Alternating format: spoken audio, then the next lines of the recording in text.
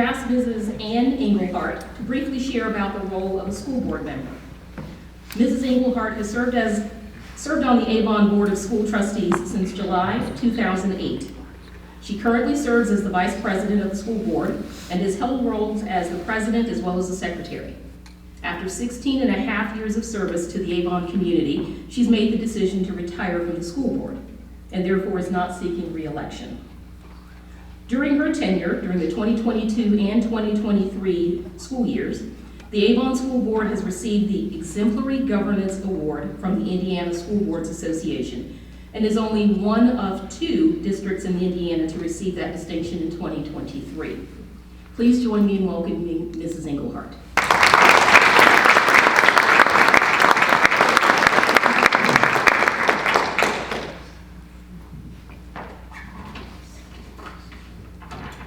Good evening, everyone. It's so awesome to be with you. Thank you for joining us tonight. What an opportunity to hear from our candidates. What an opportunity to have an informed vote, and I'm so grateful that you have joined us. Thank you to our advocates for promoting this, for really just signing up to just advocate for our community and for our students and for our staff. So thank you for giving us this opportunity. And candidates, thank you. It is daunting to run, put your name on a sign, put it on social media, and ask people to vote for you. It's daunting, and I thank you for putting yourself out there. We, as to make it more clear, so the top 2 vote getters will start their term January 1st of 25, and the third top vote getter will start their term January 1st of 26. It's a little bit confusing, but I wanted to make that clear. The board meets at least twice a month, and then we have meetings sprinkled in between throughout that, but we have a consistent meeting and a consistent conversation throughout the whole year, and we never take time off. Students may be out, staff may be on break, but we are never. Our first and foremost role is the hiring of the superintendent. It's the most important role of our corporation, and that is our role. And if you'll oblige me for a moment, I like illustrations. I'm a gardener, and so I do most of my illustrations out of my garden. And so if you'll think for a minute, I'm not going to demean Dr. Wyndham's role, but if you would think about a multifunctional bird feeder with me, that might help. So think of Dr. Wyndham as holding all these great feeders, okay? So as a school board, we come together a few years ago, and we put together our corporation vision. Nationally recognized district of choice that embraces all students and prepares them to grow and thrive for their future. Then we work on a yearly basis on our strategic goals. First one always being achievement. Second one is currently innovation and providing opportunities through innovation. And the second one is a whole child. So we work with our superintendent on managing those goals through the vision. I just about took your papers with mine. We, once a year, will review key performance indicators that have guided us through the year, and we will see where those indicators will lead us for the next year, and then we will put together a plan for that. As this feeder, think about one arm, and one of the major functions of the board is preparing a budget and managing the budget. Currently, in this time of year, we are preparing the budget for adoption. That budget has 3 revenue streams. One from the state, which comprises of income tax and sales tax, and that supports our staff's compensation and benefits. The other stream is property tax, all of you, and farms and businesses. And that supports transportation, buildings, technology. And the number of employees that we currently have is over 1,600 employees, which is amazing. Our employees maintain 712 acres, 2.1 million square feet under roof today. Now tomorrow it might be more because we are, as you've noticed, growing and all of our buildings are bumping out walls. But nonetheless, that is what our employees maintain. Our bus drivers, get this, will drive over 1 million miles. And think about the maintenance on the buses. Those two pots cannot ever mix. They keep separated, that's state law, and they keep separated. They can overlap a little bit, about 15%, but for the most part, they stay separate. Our third revenue stream is the referendum, and we are so grateful to our community to have passed a referendum. And that referendum supports 141 staff members. Another arm are our students, 10,806 students, and growing. I think every day we have new ones. We have a lot of kids in Avon, don't we? Another arm is planning for the future. Because of good informed planning, we haven't opened a school since 2010, and yet we have grown over 2,200 students.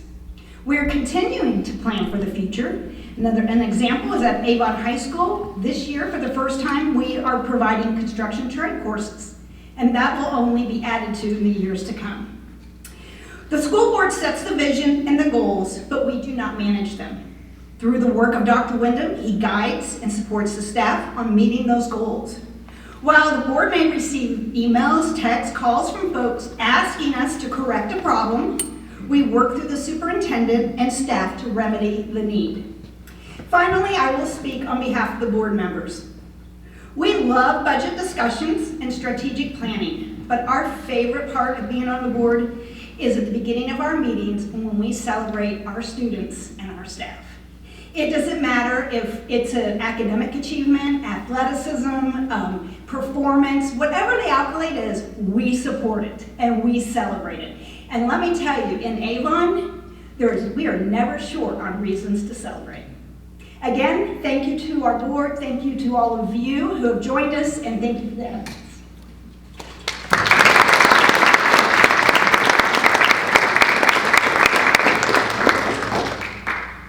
Thank you, Mrs. Engelhardt. Before we hear from the candidates, I want to talk a little bit about how the evening will flow. Each candidate will be given 1 minute as for an introduction, and then 2 minutes to answer each question. We have a timer in the audience who is going to hold up a yellow card when you have 30 seconds left, and a red card when you're out of time. We won't be taking any questions from the audience this evening. I'm going to start with the candidate closest to me, so Mr. Yoder, and then we're going to move down the road. And then the next question will go to the next person, Mrs. Woodward. And hopefully I can keep track of that. If not, please let me know. And then we'll just keep doing that until we've gotten all of our questions answered. The candidates were provided with very general topics that we might discuss this evening, but they have not received a list of questions. So the answers that they give us tonight are not scripted. Okay? With that, let's get started first with our introductions, beginning with Mr. Yoder. Hi, my name is Josh Yoder. I've been a teacher at Middle School North. I started my career at Paul Haddon Middle School and served 5 years in that capacity. As a robotics mentor, I continue to serve after leaving the classroom, and I'm now a automation and centrifuge trainer for Beckman Coulter Life Sciences. So I teach engineers and customers how to use and service their equipment. Hi, good evening. My name is Kim Woodward. I am pleased to be here, and thank you all for coming this evening. I had to chronicle out my history with Avon because it has been 24 years of being in Avon and really loving to serve our community. I have been on the Avon School Board for 20 years. I'm seeking re-election for my sixth term. And I am currently serving as the board president. I also I currently teach students in speech and debate on the Avon Speech and Debate team. I am also a board member of the Mary Lee Mayer Community Pantry.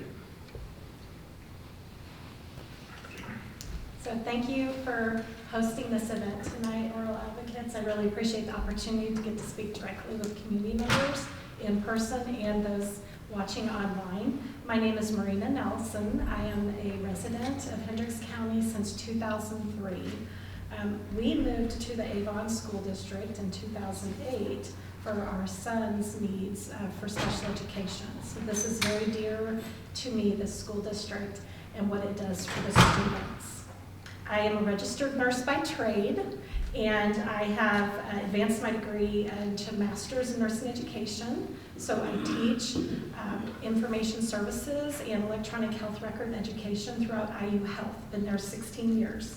I have 3 Avon alumni, very proud of them. They had very diverse experiences and needs, and Avon rose to the occasion to meet their needs. So thank you again for coming tonight. I look forward to answering further questions. Good evening, everyone. I'm Mike Langford. There have been many years I've been sitting where you are. I've never been sitting on this side. I've never run for office of any sort before, so this is a daunting task, I think is what Ann said, and she's right. So real quick background, my wife Linda and I moved to Avon in 2001. We lived in Hendricks County for 30 years. Our 3 children are all proud graduates of Avon. They spent a total of 38 years at Avon. My wife Linda has been a high school teacher in Avon for the last 7 years, and when you total all of her teaching career in, it's about 20 years. My father was a high school math teacher. My sister is an elementary school teacher. All public schools, completely a public school kid. I'm very proud to be a public school kid, and one of the reasons why I want to be on the school board, if you so elect me, is I want to pay it forward. We're lucky to have Avon schools in Avon, and I want to be part of this. My background real quickly professionally is I'm an attorney and a mediator for the last 30 years. I'm also the high school debate coach and an assistant speech coach. Thank you. Thank you, candidates. All right, your first question, starting with Mrs. Woodward, around the school board service and its meaning. In your view, what's the most important role of a school board member, and if elected, what will be your priorities? Thank you. Well, Ann already kind of stole the thunder there. Really, under the Indiana Charter, school boards have 3 distinct tasks. The first is to hire and employ the superintendent. The second is to set policies for the school district. And then finally, program oversight, including financial responsibility. One thing that the school board does not do is run the school corporation, because we have a superintendent that we hire to do that, and we oversee, but we do not have day-to-day operational oversight of the school corporation. I think one of the most important things in school board service is to take your professional abilities and to apply those to the school board. I have been fortunate or unfortunate to be in human resources for 40 years of my career. And there have been a number of times that the school corporation has faced issues or concerns around human resource matters that I've been able to use my professional training in order to help. So I believe that that is an important thing that school board members bring to the school board, that well-rounded view. Certainly, most importantly, is to be able to represent the constituency that is voting for us and electing us into this position. It is a daunting thing, having been through this before, candidates, to see 10,000 or 14,000, depending on how many turn out for to vote for that particular event, to see that many people affirm you into this role. It's a very humbling thing. It's also very daunting to realize that you represent the sentiments of the people that elected you. I also feel that it's important to be a representative to the students in our school corporation, and I'm happy to be involved with them on pretty much a day-by-day basis in the speech and debate program. Thank you. Mrs. Nelson? So serving on a local school board to me signifies a servant's heart. It's a volunteer service. One's personal time, energy, trying to give back to your community, as Mr. Langford said, giving back. And we're all here for the children. I believe strongly in this because they're our future leaders. They're our nurses. They're going to help care for us, our loved ones. They're our lawyers.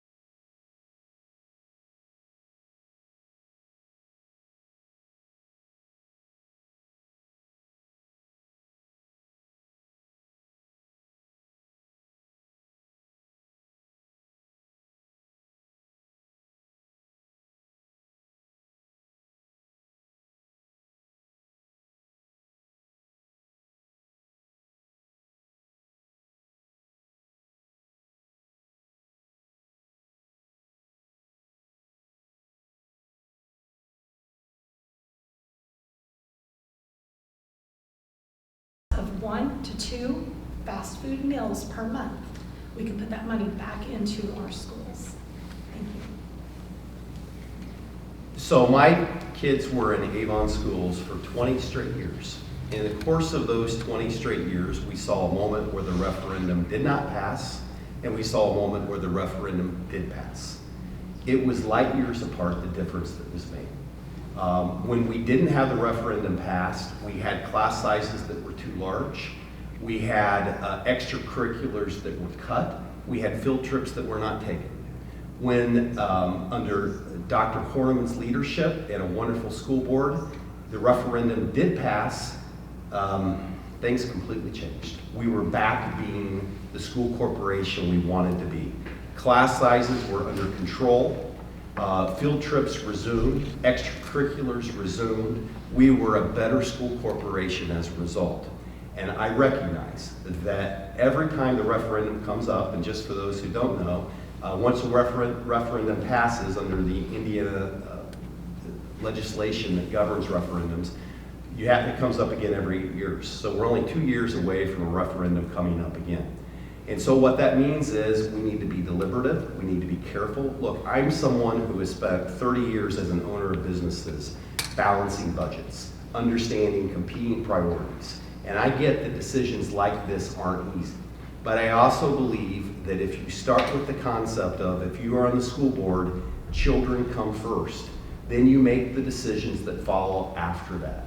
And those decisions include, what can we do to do two things? One, make sure that our Avon students have the best educational experience they possibly can in all areas. And how can we also be a good fiscal minding body to make sure that we spend the monies as the community would want us to spend. And it's something I've done for 3 decades. It's something I would look forward to doing as a school board member. In short, I think the school referendum is an important part of what we do as a school board, and I've seen the differences. True. Spending is out of control at a lot of government levels, and that can affect us in a bunch of different ways. Indiana at least has a constitution that requires a balanced budget if passed during budget years. However, the people in charge also dictate how schools can raise money, how the schools can spend money, and in my opinion, micromanage much of what we can do. Sometimes our hands are completely tied. I'm in my 40s, and every election that I can remember, every election cycle, someone is running on election reform. Rarely are they an educator. Rarely have they spent time in public schools. If I think back to the 80s, and we had the California Achievement Test, and then we had the ISTEP test, and then we had the ISTEP Plus test, and then we had go on, Gateway, and over again. I have a weird idea that it'd be okay if we talk to teachers who send out this weird report at the end of every quarter. We called it a report card. And we didn't need to spend $1 billion on whatever new test was going to show us whether kids learned or not. It turns out that the teachers know whether kids learned or not. They're sort of professionals, you might say. They got a degree in what they do.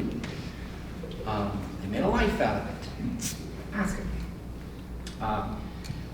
So when did we let this profession turn into a money grab for businesses? Test scores were supposed to be feedback for students, not accountability to whether or not someone learned. We can tell you whether they learned. We see it every day.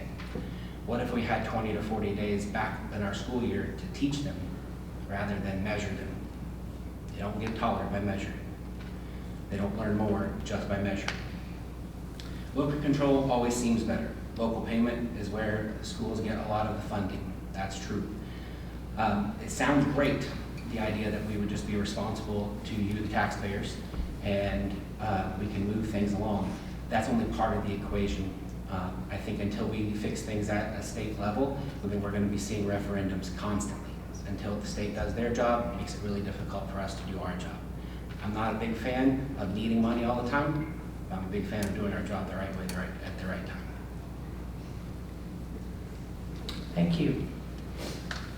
Well, there's an old adage that says if you've seen one school corporation, you've seen one school corporation. And that nothing is more true than the way that the finances in our local schools occur. In 2024, Avon will be reduced $5.7 million in revenue because of property tax caps. Our neighbors to the south are also being hit to the tune of $21,000. Brownsburg will take a $6.4 million hit in property tax caps. So there is disequilibrium in our school's funding formula that causes issues that affect our students. An uninformed critic once said that we should stop living in the past and lamenting our lost revenue, but this isn't the past. This is today, and it affects your students. I've seen a number of instances where state legislators have passed resolutions that negatively impact 1 or 2 or 30 or 50 school corporations, and they don't really seemingly know what the consequence of that is. I too, Mike, have seen what Avon was like during a failed referendum and during successful referendum. And I will say that the statistic that Mrs. Engelhardt shared at the beginning of her comments, that 141 Avon teachers are paid directly out of our referendum, that's significant. So I don't disparage the fact that funding in schools is not done properly in our state. And I wish I could fix that. But what I cannot do is fix legislators who don't necessarily understand that painting with a broad brush harms a number of school corporations, and that Avon is definitely one of those. I would hope that all politics are local. Tip O'Neill said that all politics are local. And in matters of public education, I believe that local jurisdiction is really prevailing. And I hope that we can figure out ways that we can economize, but also maintain the educational standard that we have come to enjoy in Avon. The next topic is around the concept of diversity. The Avon Community School Corporation student population is becoming increasingly more diverse. How do you define diversity, and can you share a specific example from your experience where you implemented or supported an initiative that made a tangible impact on educational equity? We'll start with Mr. Linwood. Sure. I define diversity as a coming together to recognize the importance of different cultures and how those different cultures make us different, make our community different, and yet allow us to accentuate the differences, and because of those differences we can come together and say, I like that you're different. I like that I'm different. It's good that we're different. It really is. It's an overused term, but my gosh, is it a great term. The melting pot is our country, and you know what? Avon has become a melting pot too, and I'm tickled by that. And I say that as someone who's in the high school several times a week as the high school speech and debate coach for the last 5 years. Avon didn't have a debate team at any point in its history, and we started this 5 years ago because we believe it's important to have many different lanes for a student body as big as ours. And what we learned was that between speech and debate, we had a community of first-generation Americans who were in the Avon community who maybe didn't have parents who had experience in certain music or sports or theater. But you know what? A lot of these kids knew that they had a story to tell. The theme that we use for our team is Find Your Voice. And the experience that I've had in person is that we talk with our kids all the time about the importance of having that moment for 5 minutes or 10 minutes when people are listening to you. They want to hear your voice and they want to hear what you have to share. And so many of the topics that we have worked both on speech and debate with these students is, tell us about your upbringing. Tell us about how your parents ended up here. Tell us why these authors matter to you. And you know who learns? The audience. People like me, who've lived in Indiana all my life. People like the judges that see them, fellow students. And to me, that's what diversity is about. The sharing of cross cultures and why we are better as a melting pot. Mr. Yoder. So as far as something that would help diversity and how to run it. I think back to my classroom days. I had a few rules. All people are welcome. If you walk in my door, I'm going to do the best I can to teach you. You're going to be safe while you're here. My first day in Avon, Maggie was giving a speech to the new hire teachers. First of all, when we walk in the door, she knew every new hire by face. I can't comprehend how many 30 people walk in the door and you're saying hi to each of them, and she wasn't part of the interview process. I digress. Sorry. All people are welcome. All kids are special people. Kids, our learners, are amazing at highlighting each other's differences. They're amazing at celebrating what makes each person special. That's not something we have to teach. By middle school, society starts to teach them something else. So when I think of inclusion, making sure, there was a phrase that I'll never forget, that all of the you is welcome here. It's that simple. We have to teach you. We're going to teach you the best we can. You're welcome here. We're going to make sure you're safe. We're going to make sure you're healthy. We're going to make sure you have a challenging curriculum. We're going to make sure you're engaged. That can be extended to staff as well. Let's make sure that they are also treated in the same way. We can't have a school without students, for sure. We can't have a school without teachers. We can't have a school without support staff and bus drivers and everyone along the way. The diversity of all of those thoughts come together to make the community that we are. One of my favorite things I didn't know when I moved to Avon was how we got the name. We're a village of neighbors. There's nothing more unique about this area than that. We're all coming together with different experiences, with different knowledge, with different cultures and lifestyles. And as I moved to a global training organization, it was so easy to slide into a world where people speak differently, act differently, think differently, because I had learned it here, but from my students. I'm in Avon High School nearly every day. Actually, today I was there twice. And when you walk down the halls of Avon, you see the opportunities for those kids to find their people. You find it on the walls, you find it in clubs, you find it in sports, in academics, in the speech and debate team, in music. Public education is a place where, as we've all said, all belong. Should there be continued work on diversity and inclusion and equity? Yes, but should that be tantamount to any other work like safety and academic achievement? And not in my opinion. Because I find that students have a way of working out what needs to be done when it comes to inclusion. They have a way of taking care of finding their own voice, as Mike said, and using that voice in order to stand up for what they believe in, or what issues they want to see handled, or they want to bring to someone's attention. I would encourage all of you to spend time actually in a school. Because nothing really irritates me more than to hear people who want to ridicule our schools and have never set foot in them, to see what goes on there. It will amaze you. I've seen students, my very favorite example of when I saw the inclusion of students was a third grade classroom at River Birch about 4 years ago. There were 3 boys and 3 girls that were sitting there contemplating how to pronounce 6 or 7 syllable words in a group. And the teacher left them and they were to work together.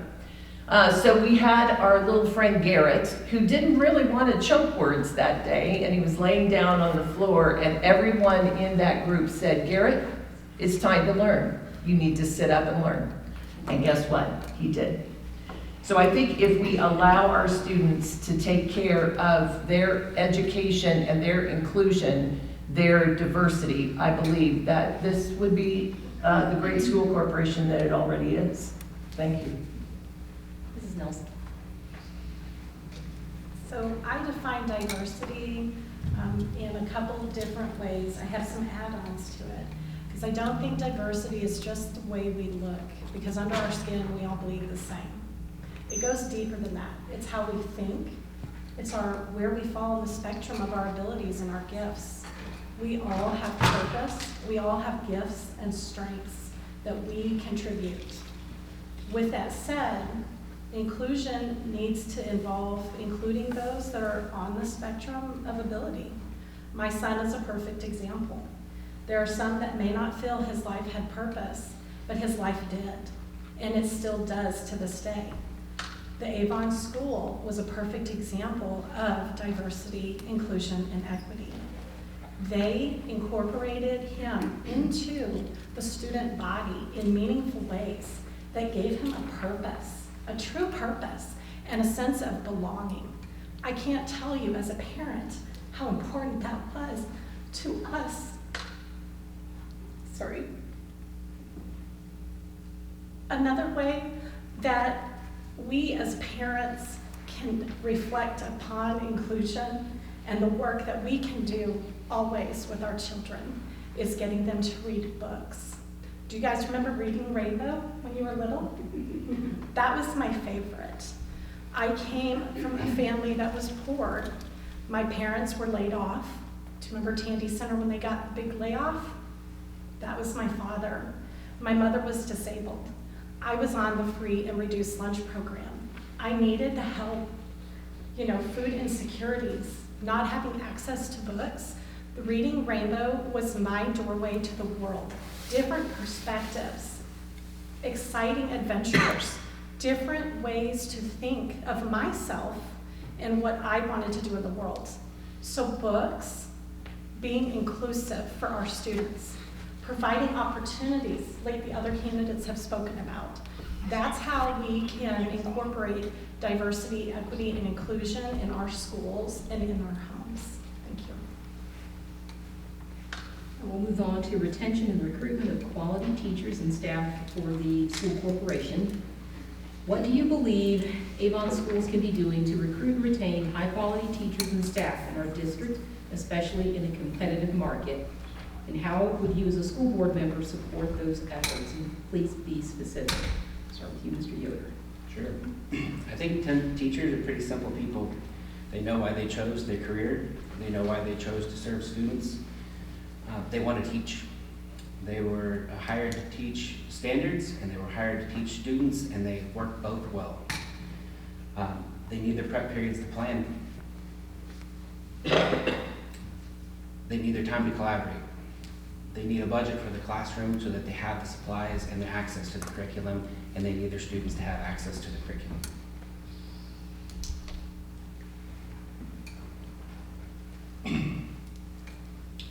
As a school board member, I want to make sure that we are going back to the idea that when you're a mechanic, when your car breaks down, you want to see a mechanic. When you're sick, you want to see a doctor. We need to go back to the idea that the professionals went to school to do a job, and we need to support them along their path.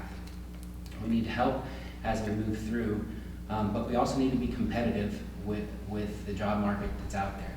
If you can make more by always going east, if you're 20 minutes away and you can make $10,000 more, it's a ticking time bomb until there's enough reason to leave. Money's a piece of it. It's not the only piece of it.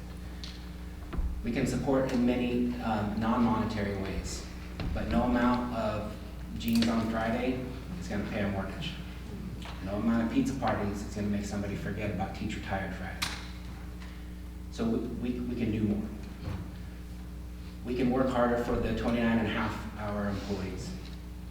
Right now, they're the bedrock of the school, but I'm not sure that we're doing right by them, even though that's where a spot that we've been placed based off of other laws that we can't control.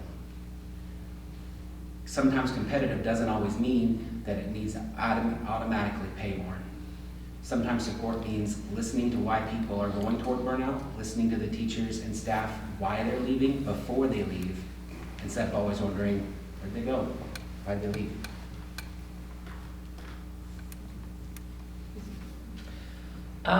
So having been in 40 years of HR, I learned an adage that actually is true, and that is that people don't leave employers, they leave bosses.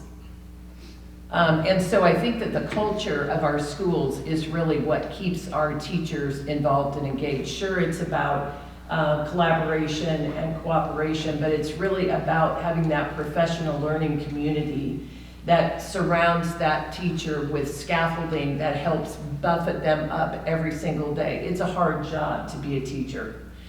In 2018, prior to the referendum, Avon school teachers were paid second lowest in this county. Now, we've overcome that. We now are paid second highest in the county, and we really have overtaken many of the peer organizations that we benchmark against. Hamilton Southeastern, Westfield, Washington, Carmel, Brownsburg, Plainfield. But as you said, pay isn't everything. It's about the culture that has been created over the course of many, many years in the school district that makes us a premier employer. I also feel that equally important is support within the classroom and within the bus for those teachers and those bus drivers who are doing that job. I cannot even imagine being in a classroom, even of 24 third graders, and doing that without the assistance of some other adult in the classroom to help me. So we can't just focus on our teachers, although I revere them. I feel like that we have to focus on the entire support structure that helps that teacher teach.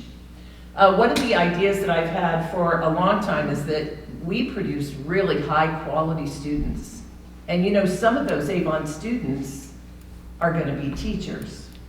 And so I really like the idea of us being able to bring those, make a case, even when those students are in high school, about the why to come back and teach in Avon where they were learners at one time.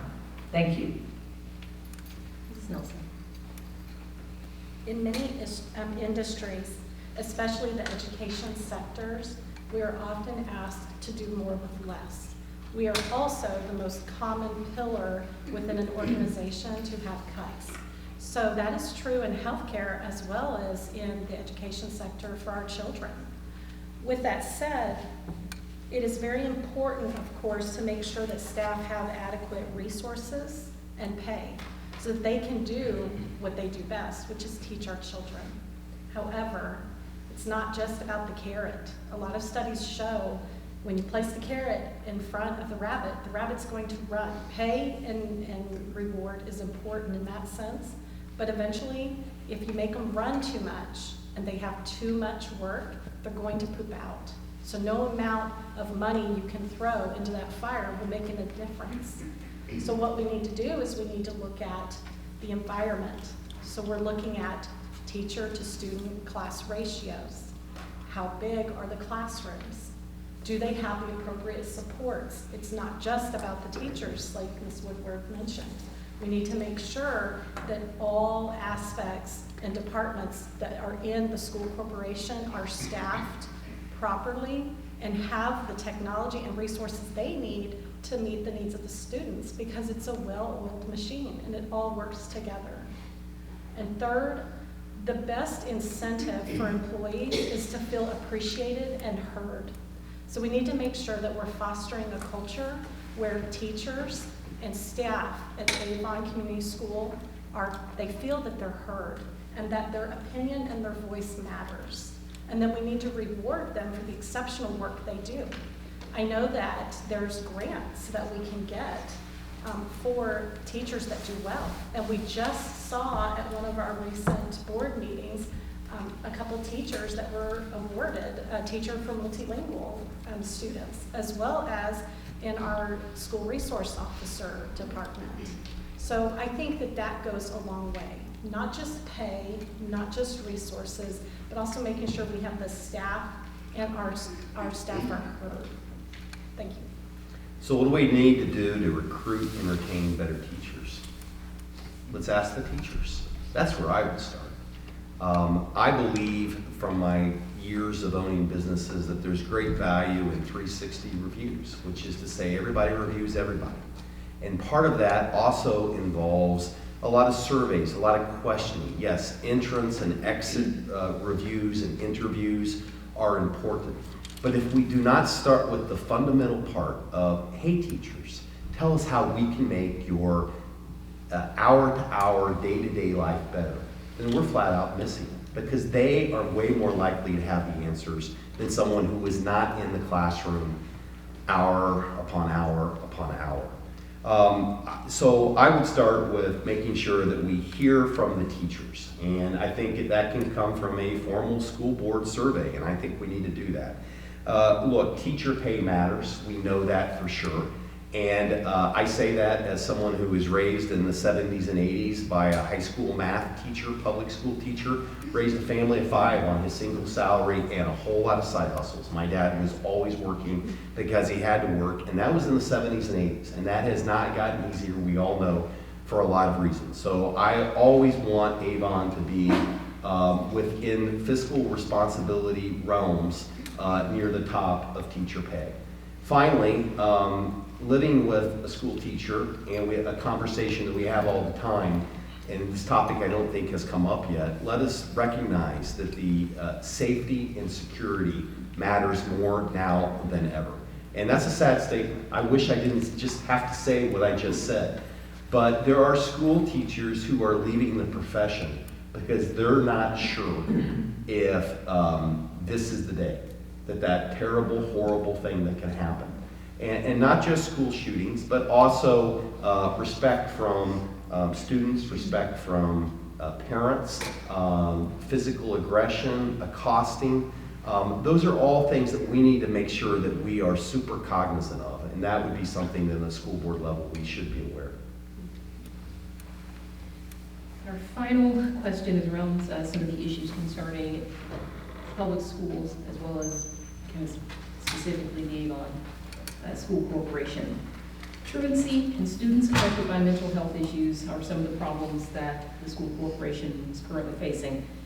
Over the next few years, what do you believe should be a focus of Avon schools to minimize these problems, and how would you as a school board member support those efforts? I do believe that truancy and mental health are important. I believe that, just going back to what Mr. Langford was saying, safety in our schools is also something that is, we have paid a lot of attention to that in recent years, and we should. Thank goodness for our Avon SROs that are in our schools and understand that their role is to build those relationships with students, that they can early detect if there's going to be a student that is severely in trouble. I really value the safety aspect that our SROs bring to our schools. Mental health is definitely a problem. The National Institute of Health says that 15% of all students between the ages of 7 and 19 have some form of mental health issue. And so it is a huge contributor. I think that there are economic and family and social reasons for that issue, but certainly our students in Avon, though we have a great school district, face mental illness, they face food insecurity, substance abuse, neglect, and outright violence, and the list goes on and on. And so in order to meet that need, it takes all hands on deck. It really does require everyone to be involved in trying to early detect and help those students who are struggling in that way. I've been fortunate this year to be in a cohort called Leadership Hendricks County, best class ever, 24. And our project this year is something called Handle with Care. And what Handle with Care is that we're bringing to Avon schools this year is a program where law enforcement, when they go in and have an instance in the home in Avon that involves a child is present during their parent being taken off to jail, a child is present during a domestic dispute, the law enforcement in Avon is going to identify that child as a Handle with Care individual. And what that means then is that that student will receive special attention the next day. That will not include details about what happened in that instance or what happened in that home, but it will give them the opportunity for teachers, school resources to gather around that child and make what has already been a bad night a better day. I'm hoping that programs like that will continue to proliferate throughout Avon and help us with the issues that we face with students that are facing a number of mental health issues in our schools. Thank you. Mrs. Nelson? So on the topic of mental health issues, this is something that I found very, very sad when I did some research on it. 50% of mental health calls, or there was mental health calls up 50% from last year at Avon, according to the school resource officer's report off at one of our board meetings recently. And I thought, wow, that's a lot when you think of numbers. Everybody knows in the news the talk of the student that brought the gun to school in the backpack. It was not loaded, but he did have ammunition, he or she. And there were also a couple students that were involved with drugs recently within Avon. One of them unfortunately passed away from fentanyl. When I spoke with parents prior to running for school board, several parents talked to me about the concerns with drugs entering our communities and violence in the school halls, fights. So it was no surprise when I reflected upon that going on within our community and in the news, 50% from last year. So what can we do about it as a school board and as a community? Well, the American School Counselors Association, they recommend that we should have one counselor for every 250 students. So I would say it's really important that we make sure we have adequate counselors and support, just as Ms. Woodward pointed out. That's very important to be able to assess and identify students at risk and try to intervene and make sure that the students and families and then the teachers and the staff that interact with the students daily have what they need to help the students. We also need to develop partnerships with the community resources and the hospitals to reinforce mental health services provided to our students and families. We can't solve the problems at school, but we can help make sure that when the students leave the school and when they go home, that they have a safe home as much as possible and that the parents and guardians have what they need. Related to absences, we need to first listen and understand possible underlying issues. And we need to try to offer those supports, and counselors and staff can help us with that as well. Thank you. There's no question the schools play a critical role in the mental health of our children. I mean, think how many hours every single day of the work week children spend in schools. There are a number of things, I think, as a school board that we can focus on. And let's get back to this one. We mentioned this when we talked about referendums, class sizes. Talk to any teacher about what it's like to have a class of 32 and what it's like to have a class of 20. When you only have a class of 20 or 15 or 18 or whatever number that might be, you can really zero in on individual students. When there are 30 or 32, it's a lot tougher to do. The role of our teacher, we ask so much of our teachers, don't we? Including a really important role of making sure that you're so in tune with the children before you that you can see when they're having a good day and when they're having a bad day. And we need to train teachers about how to do that. But we also have to put teachers in a situation where they're able to work one-on-one and with a small enough class that they can make that happen. Another thing that I think we can do as a school board is we need to engage families. I get it. There's 11,000 students in Avon schools, and we are adding another school in the next year. It's not an easy task, but it is an important task. We need to make sure that the families understand that if there's something going on at home, they should reach out to the school. And the school, if there's something going on at the school, we need to reach out to the parents. There has to be a constant communication. If there's not this constant communication, someone, your children, our children, can get missed in the gap, and we cannot have that. And that's such an important role of communication that we have. So if you've seen any of my signs around town, you see that one of my phrases is that I am committed to every student's success. And what I mean by that more than anything else is nothing to do with grades, nothing to do with athletic achievement. By success, I mean that when your children are in Avon schools, they feel that they are important. They are happy, they are healthy. You're never going to learn if you're not feeling important and happy and healthy and well-fed. If we don't have that, then we miss all the rest. And so when I say I'm committed to every student's success, that starts with mental health. It's so crucial. And if I have the honor of being elected to the school board, I promise you it'll be a paramount among my concerns. There's no greater threat to schools than the mental health crisis. Hurt people, plain and simple. Sometimes they hurt themselves, sometimes they hurt others. Either way, it's scary, it's a problem. I'm pretty biased in this because I talk to many students that should be walking out of schools to high school and aren't. I love that we brought up the school counselors, and I love that recommendation of 250 to 1. I also love that in the post-referendum, how close we got to that number as a corporation. By hiring more counselors, by partnering with Cummins, by bringing behavioral professionals in, we're way closer than I think everybody in this room might realize. I like that we talk about smaller class sizes. I've taught in classes as small as 12 and 16. It's a different world. I was a substitute teacher above 28.